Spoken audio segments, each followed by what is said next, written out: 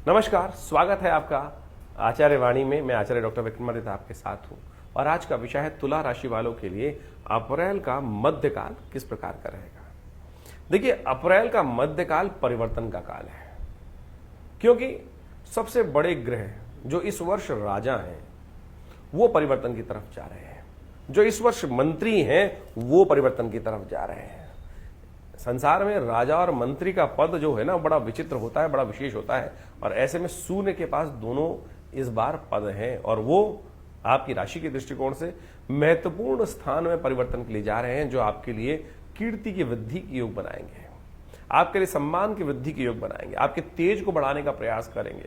उच्च के होने जा रहे हैं सूर्य महाराज और आपके सप्तम भाव में विराजमान होकर ये जो ग्रहों का योग है, बहुत विशेष स्थिति बनाता दिखाई दे रहा है। ऐसे में ये परिवर्तन आपकी राशि के दृष्टिकोण से सबसे इंपॉर्टेंट है।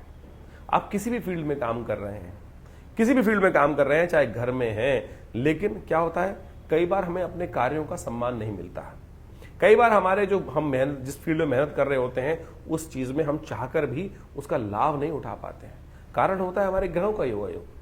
हमने बहुत सुंदर कार्य किया, वो सामने आया ही नहीं लोगों के। तो अब वो समय है कि आपकी राशि के दृष्टिकोण से ये मध्य में जो परिवर्तन का योग बन रहा है अप्रैल के महीने में, ये बहुत विशेष योग बनाता दिखाई दे रहा है। सबसे बड़ा जो स्थिति थी, सूर्य, जैसे कहा हमने राजा है इस बार, और सूर्य के साथ में समस्त ग्रह मंडल जो होते हैं वो अस्त हो जाते हैं, लेकिन सूर्य जब राहु के साथ आते हैं तो अस्थिर हो जाते हैं, क्योंकि वो ग्रास कर लेते हैं। राहु महाराज जो हैं वो छाया ग्रह हैं और वो अस्त कर ग्रहण लगा देते हैं, एक तरह से अस्थि कर देते हैं सूर्य को। चाहे वो बहुत लंबे टाइम तक नहीं करते हैं, लेकिन सूर्य राहु की युति बहुत अच्छी नहीं मानी जाती। उनसे बाहर आकर सूर्य अब निर्मल होकर, बहुत सुंदर उच्च के होकर, एक जैसे वो कहा जाता है ना कि एकदम गड्ढे से बाहर निकलकर एकदम पूरे अपने प्रकाश का योग बनाते दिखाई दे रहे हैं। तो ये ऐसा योग बनेगा आपके लिए जो आपके लिए थोड़ा सा तेजस को उत्पन्न करेगा, लेकिन उस तेज को संभालने वाले आप बनने पड़ेंगे आपको।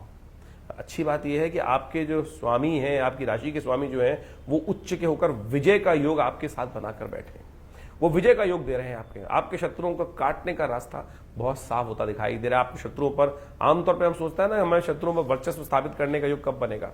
तो तुला राशि वालों, अब समय है कि आप अपने सामने वालों को, जिन पर जो थोड़े से आपके ज्यादा अधिकार करते हैं, उन पर भी अपनी छाप छोड़ने का योग बनाते दिखाई दे रहे हैं। और तो ऐसे में ये स्थितियां आपके लिए बड़ी अनुकूल बनती दिखाई दे रही हैं। इस समय का आपको लाभ लेना चाहिए। अप्रैल का मध्यकाल कई तरह से महत्वपूर्ण परिवर्तन के लिए रहेगा, लेकिन एक लकूना साथ में चल रहा है। वो लकूना ये है कि आपकी राशि के दृष्टिकोण से हम बात करें, सप्तम भाव के जो स्वामी हैं वो कहीं ना कहीं निस्तेज चल रहे हैं, और अगर आपने उनका इलाज नहीं किया तो बस समझ लीजिए कि सब कुछ बढ़िया होते हुए भी बस खाब में बातें रह जाएंगी। तो ऐसे समझ लीजिए, अभी हम उसी के बारे में वर्णन करने जा रहे हैं ग्रह नक्षत्रों के दृष्टिकोण से।